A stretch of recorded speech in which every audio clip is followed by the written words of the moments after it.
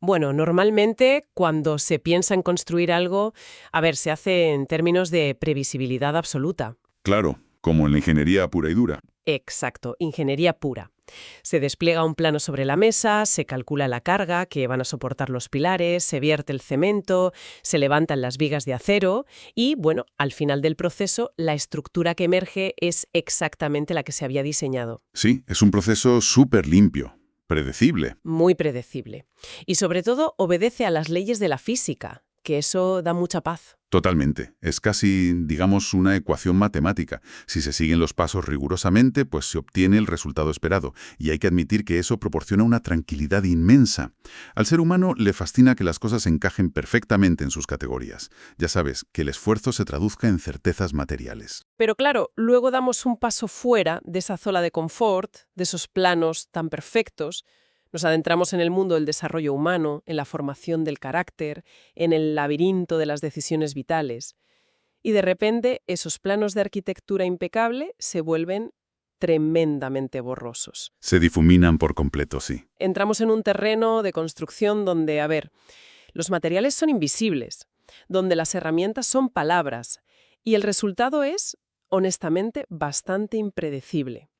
Y es precisamente esta tensión, la tensión entre lo que intentamos construir en la vida y lo que realmente terminamos edificando, pues ese es el núcleo de nuestra inmersión de hoy. Me parece una definición perfecta de lo que significa trabajar a ciegas con el material más complejo que existe, que es ni más ni menos que la naturaleza humana. Y para arrojar luz sobre ese trabajo a ciegas, la exploración que traemos hoy se sumerge en una recopilación de ensayos y reflexiones fascinante. Lleva por título Día 117, Building Strong o Construyendo Fuerte. Y básicamente es una disección exhaustiva de la arquitectura de una vida bien vivida. Y para arrancar, para poner las bases, hay una cita arrolladora del abolicionista Frederick Douglass que de hecho vertebra todos los conceptos de esta colección. La cita dice así, fíjate, es más fácil construir niños fuertes que reparar hombres rotos. Madre mía. Es que es una de esas frases que te obliga a detenerte por completo, a aparcar lo que estés haciendo. Y para entender su verdadera profundidad y el porqué de ese impacto brutal, hay que examinar desde dónde la escribió Douglass. Claro, el contexto lo es todo aquí. Exacto, el contexto. Porque no la escribió desde un despacho cómodo teorizando sobre pedagogía abstracta. ¿Qué va? Lo hizo desde la médula de una vida que conoció literalmente todas las formas de ruptura, crueldad y abuso que un ser humano puede llegar a soportar bajo la esclavitud. ¡Qué fuerte! Es que cambia por completo el peso de la frase. Totalmente. Y sin embargo, su genialidad reside en que su mirada no se quedó anclada en estudiar el daño sufrido o en lamentar las ruinas de su pasado. Su mente se proyectó hacia adelante, hacia, digamos, la prevención estructural. Es como si, a ver, en lugar de especializarse en apuntalar edificios que ya están en ruinas, hubiera decidido que la única solución real era entender cómo hacer cimientos antisísmicos desde el principio. Esa es la clave. Lo que Douglass plantea con esa observación es pura economía vital y arquitectónica. Nos está diciendo que el esfuerzo y la energía que invertimos al principio del proceso, durante la fase de cimentación, pues rinden unos beneficios inmensamente mayores. Claro, el retorno de inversión es brutal. Exacto.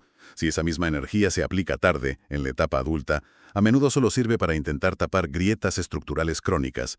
O se asienta bien la estructura desde el minuto 1, o el destino es pasarse el resto de los días poniendo tiritas, poniendo parches temporales, a paredes que amenazan con venirse abajo ante la menor ráfaga de viento. Ya es desolador visto así. Y aunque Douglass hablaba específicamente de niños, la tesis de este análisis de hoy es que este principio de construcción impregna absolutamente todo lo que hacemos. Todo. Pero claro, para entender cómo construir de verdad en cualquier ámbito de la vida, primero hay que aceptar una premisa fundamental. Una que a veces es un poco incómoda. Y es que nuestras vidas, las dinámicas familiares, las acciones diarias, funcionan como maquinarias precisas. Nos guste o no. Nos guste o no. Lo queramos o no, somos en esencia un sistema. Y aquí es donde las notas de hoy introducen un marco conceptual buenísimo de Seth Godin, específicamente sacado de su libro This is Strategy. Godin hace una distinción brillante, entre lo que es un sistema construido y un sistema complejo. Vale. Para visualizarlo, pensemos en un avión comercial. Es el epítome de un sistema construido. Está diseñado, planificado y documentado hasta el último milímetro. Pero Godin señala que incluso estos sistemas, cuando alcanzan un cierto nivel de complejidad e interactúan con el mundo real, empiezan a producir resultados que absolutamente nadie había anticipado en los planos originales. El texto usa un ejemplo histórico fascinante para ilustrar esto, ¿verdad? El famoso colapso del puente de Tacoma Narrows en 1940. Y claro, Seth Godin no lo menciona por casualidad. No, para nada. Es el ejemplo perfecto de esta trampa. Los ingenieros que diseñaron ese puente no dibujaron unos planos con la intención de que se derrumbara. Eso es evidente. Diseñaron una estructura majestuosa para que se mantuviera en pie. Claro, querían hacer un puente increíble. Exacto. Sin embargo, no previeron cómo el viento interactuaría con la rigidez de los materiales. El viento creó una resonancia armónica, una oscilación que fue ganando fuerza, hasta destrozar el acero y el hormigón. ¡Increíble! Y esa destrucción no estaba en los planos. Fue lo que en teoría de sistemas se llama una propiedad emergente, es decir, un resultado no planeado pero que acaba siendo científicamente inevitable dadas las condiciones y la interacción de los elementos. El sistema produjo un resultado fatal que sus creadores jamás desearon, simplemente operando según sus propias dinámicas ocultas. Y esto enlaza con otra observación de Godin que, francamente, resulta demoledora en su simplicidad. Él dice algo así como: hace décadas General Motors no se propuso diseñar coches mediocres y mal construidos, pero lo hicieron. Tal cual. O sea, es que no hace falta que haya un plan maquiavélico en una sala de juntas secreta para que existan resultados nefastos. Basta con que la burocracia, las decisiones aisladas, la falta de comunicación, pues operen juntas como un sistema. Y si aplicamos esta misma lógica de la ingeniería al terreno humano, a ver, imaginemos una dinámica familiar. Esa dinámica también es un sistema en constante fricción. Un sistema extremadamente complejo, de hecho, lleno de variables que cambian cada segundo. Totalmente. Entonces, pensemos en una situación cotidiana. Alguien llega a casa completamente agotado, un martes cualquiera por la tarde, después de un día de trabajo lleno de estrés. Y al ver los deberes escolares de los niños sin hacer, pues pierde los nervios, levanta la voz y habla con dureza. Pasa todos los días. Claro, esa persona no tiene un plan maestro malvado para, digamos, cablear un patrón crónico de inseguridad en el sistema nervioso de ese niño. No está intentando construir un defecto estructural a propósito. Obviamente no. Pero el cerebro humano es, ante todo, una máquina de reconocer patrones. No lee las buenas intenciones que hay de fondo, lee los datos puros y duros. Y el sistema operará y producirá ese resultado de ansiedad de todos modos. Vale, creo que debemos detenernos aquí un momento porque es una idea que genera bastante vértigo si lo piensas bien. Lo que la teoría de sistemas nos advierte es que si no estamos diseñando conscientemente la estructura de nuestras interacciones, la estructura se va a diseñar a sí misma. El vacío siempre se llena. Exacto. La naturaleza odia el vacío. Y el gran peligro es que cuando la vida se diseña en piloto automático, suele utilizar como materiales de construcción nuestro cansancio, nuestras reacciones viscerales, nuestros atajos cognitivos, en lugar de usar nuestros mejores valores. Esa es la piedra angular de todo esto. Si estos sistemas vitales operan por defecto, generando estas propiedades emergentes, invisibles, de forma constante, la pregunta clave es, ¿cuál es ese resultado final, el más íntimo y profundo, que se está construyendo a diario sin que nadie se dé cuenta? Pues la respuesta que extraemos de las fuentes es bastante unánime. El resultado más duradero, la estructura más sólida que se crea, es la voz que resuena en nuestra propia mente.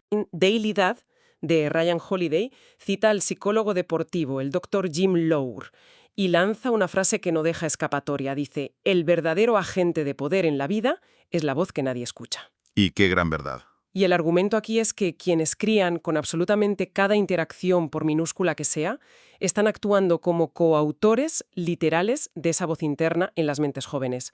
O sea, la cadencia, el tono, las palabras usadas hoy serán exactamente el diálogo interno del niño mañana. Y ojo porque el alcance de esto va muchísimo más allá de la crianza.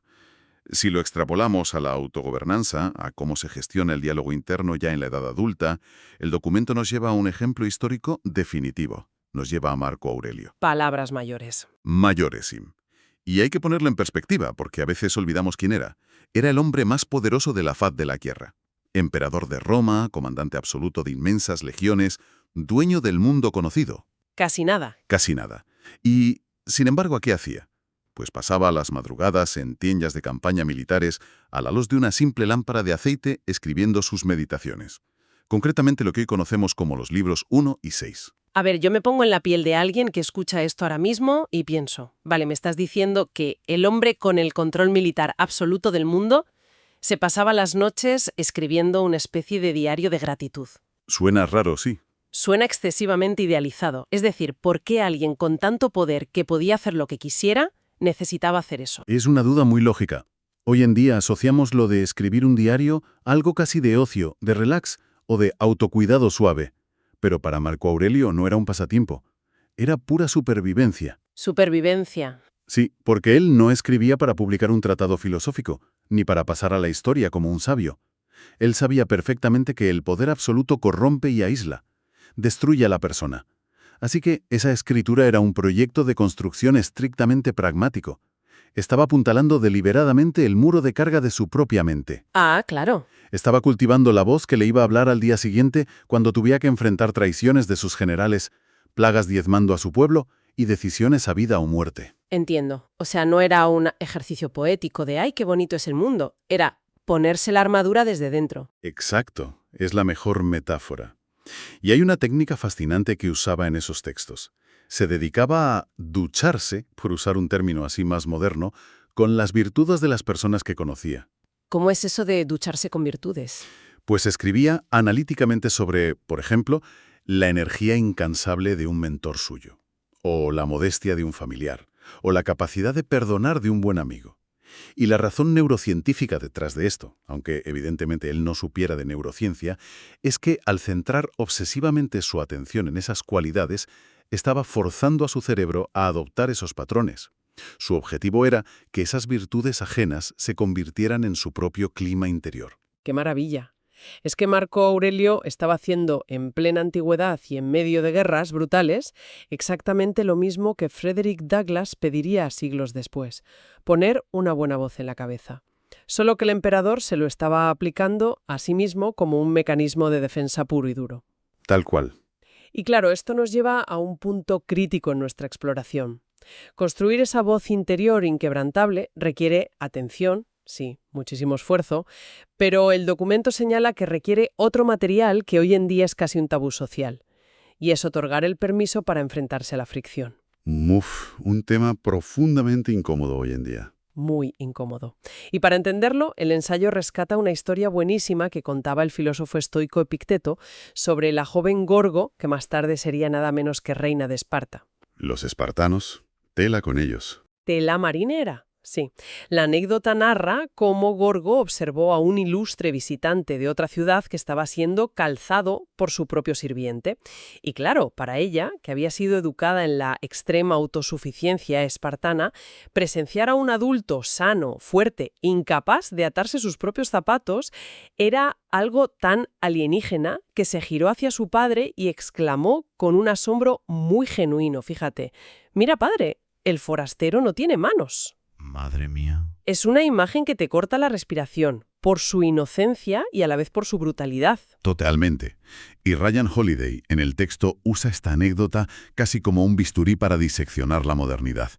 Él observa cómo ciertas dinámicas actuales en la crianza y en la sociedad actúan como un quitanieves, o sea, despejando absolutamente todos los obstáculos del camino para evitar cualquier pequeña frustración. O el famoso padre helicóptero, ¿no? Exacto. El helicóptero que lo vigila todo y lo resuelve todo antes de que haya un problema real. Holiday sugiere que si la joven Gorgo observara la sociedad contemporánea de hoy, pues concluiría exactamente lo mismo.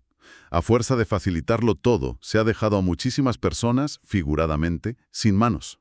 Vale, pero espera, vamos a hacer de abogados del diablo por un momento.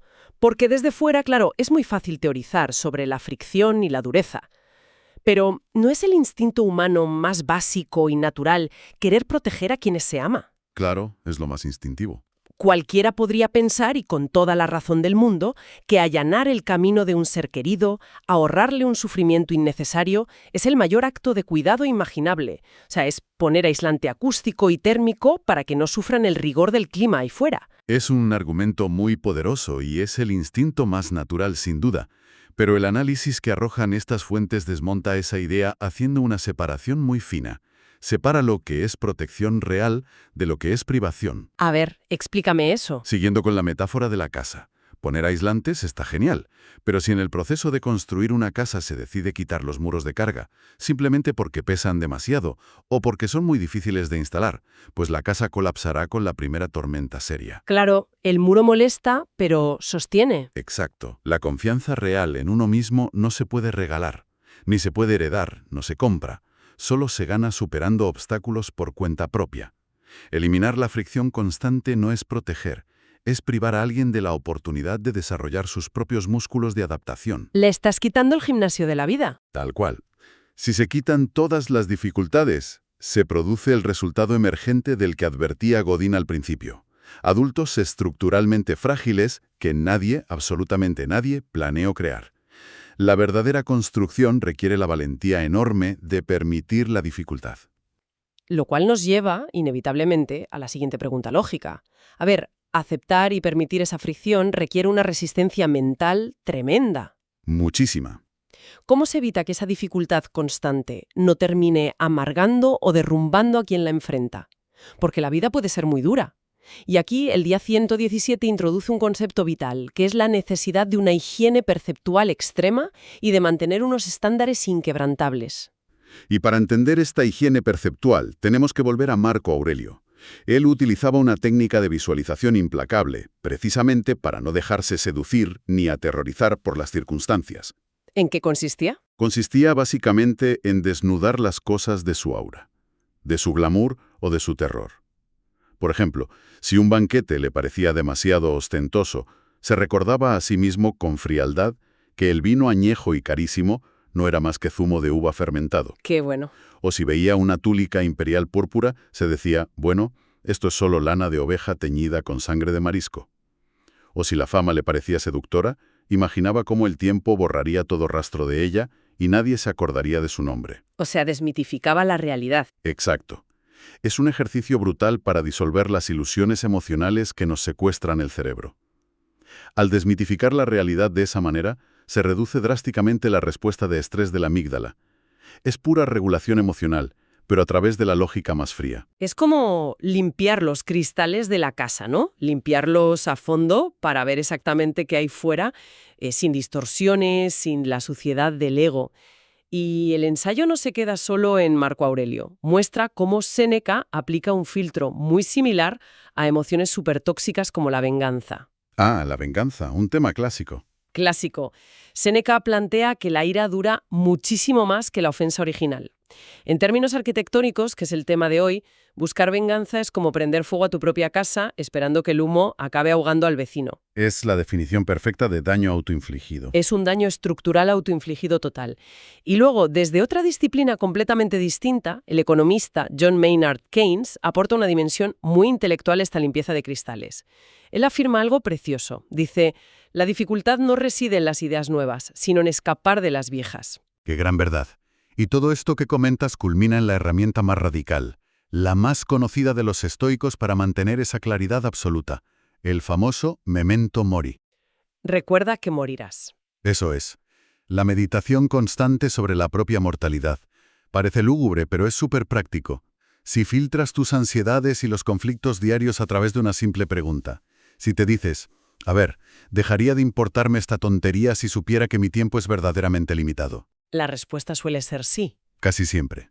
La inmensa mayoría del ruido, de los agravios menores en el trabajo, de la obsesión por las apariencias en redes, se evapora de inmediato. Pierde todo el peso. Claro. Esa claridad mental te da el plano. Es el mapa perfecto. Pero luego, a ver, hay que poner los ladrillos. El conocimiento sin ejecución es completamente inútil.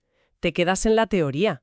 Y para pasar a la acción, el ensayo recurre al llamado credo de Knoll, que establece un bucle de retroalimentación irrompible. Se resume en 3 pasos en inglés. Plan the hunt the hunt, discuss the hunt. Es decir, planificar la caza, ejecutar la caza, debatir sobre la caza. Y te digo una cosa, ese tercer paso, el de debatir y analizar lo ocurrido, es justo donde falla casi todo el mundo hoy en día. Exactamente. En el mundo real, la gente planifica, a veces bien, y ejecuta, a veces mal, pero casi nunca se detiene a hacer la autopsia de sus propias acciones.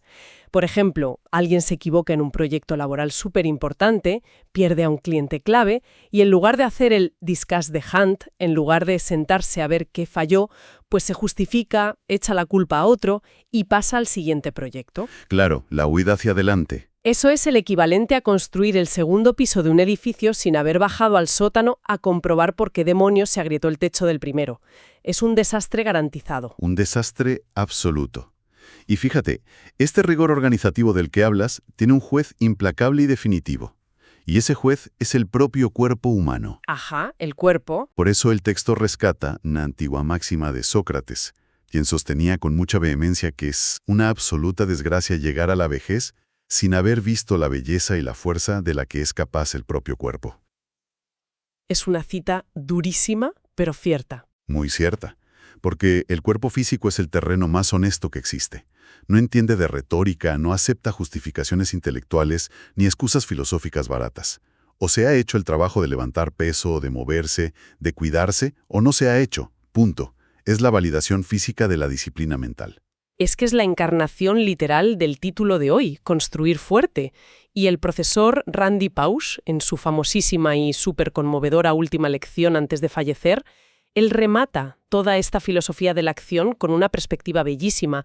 Él decía, no vencemos a la parca viviendo más tiempo, la vencemos viviendo bien. ¡Qué maravilla de enfoque! Porque, de nuevo, lo que importa es la integridad de la estructura, no la cantidad de años que pasa de pie tambaleándose.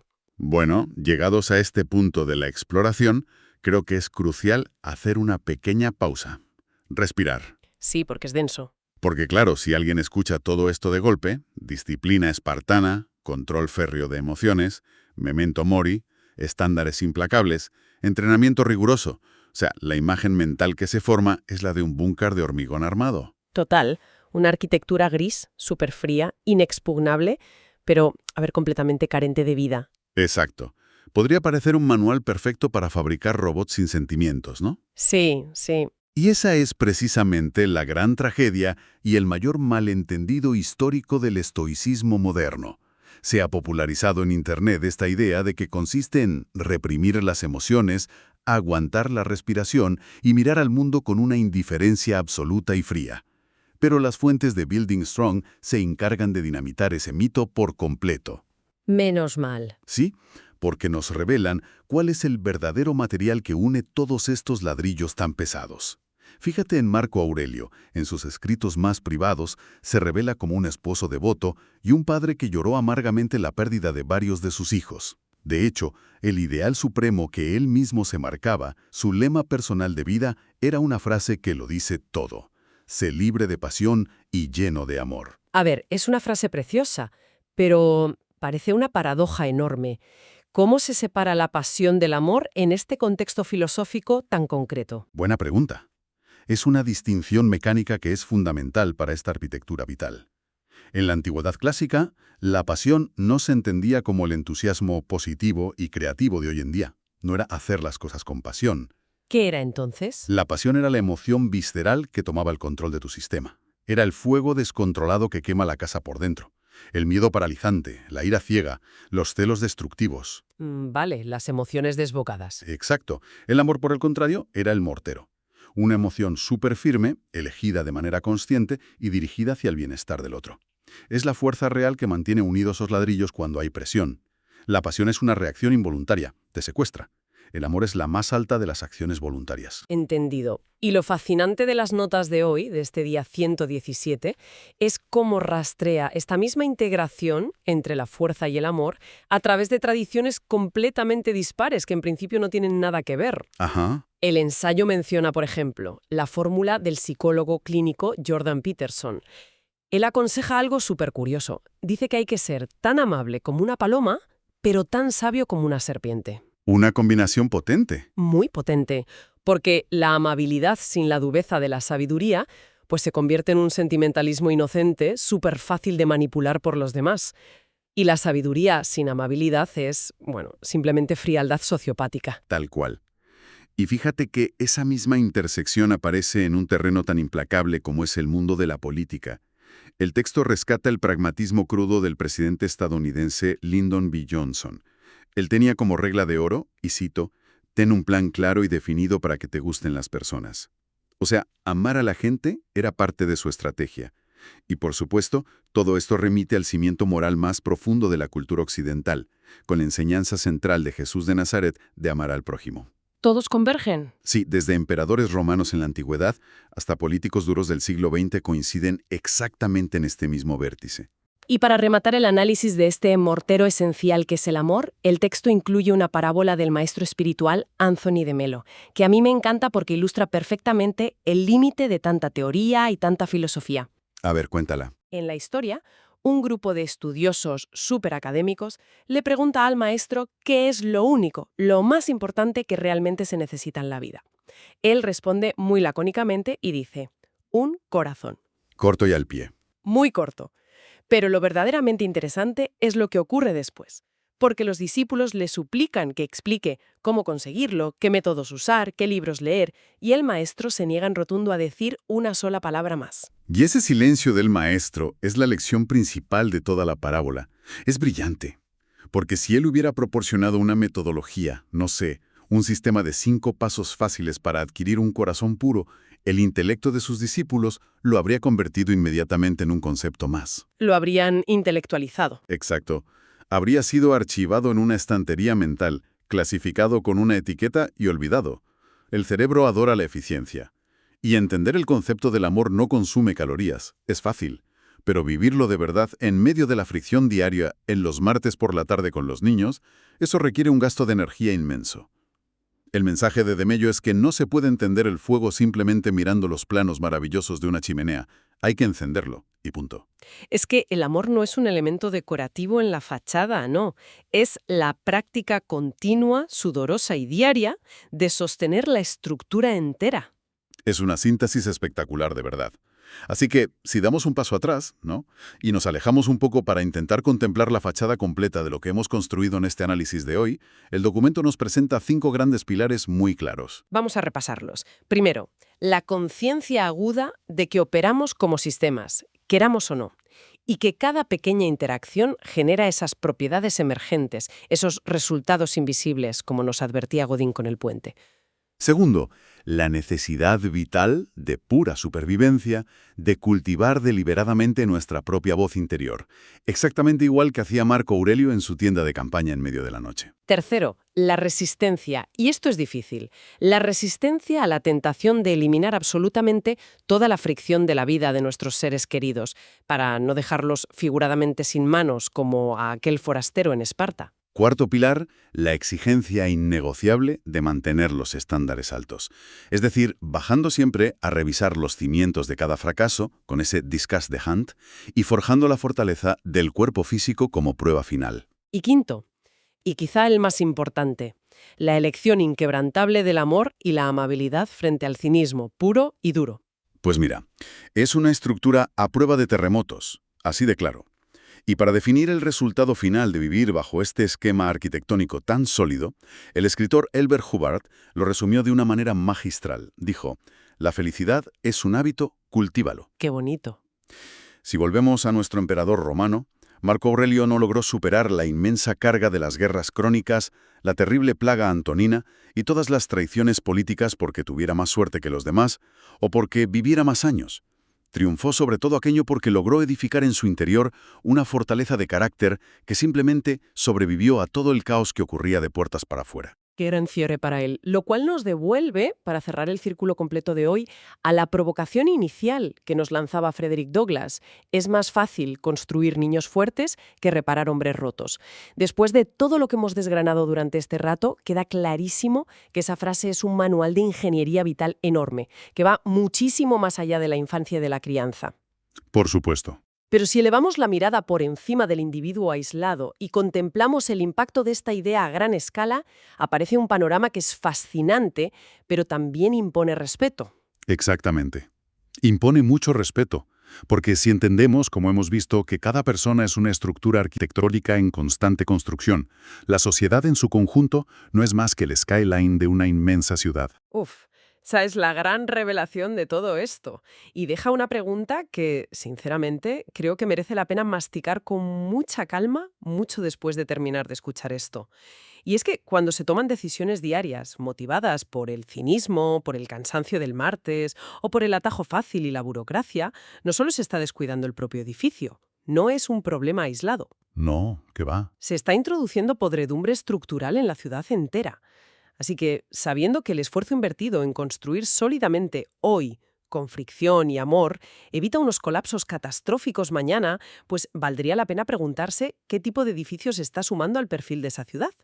Y sobre todo, si es un lugar donde las generaciones futuras podrán encontrar refugio cuando llegue la inevitable tormenta. Es una imagen visual para no olvidar jamás.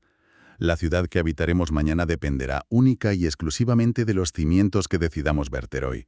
Y, a ver, para dejar a nuestra audiencia con un último pensamiento rebotando en la cabeza. Dispara. La próxima vez que escuches a tu propia voz interior criticándote duramente tras cometer un error, un martes cualquiera, párate un segundo y pregúntate, ¿de quién fue originalmente esa voz? ¿De quién la copiaste?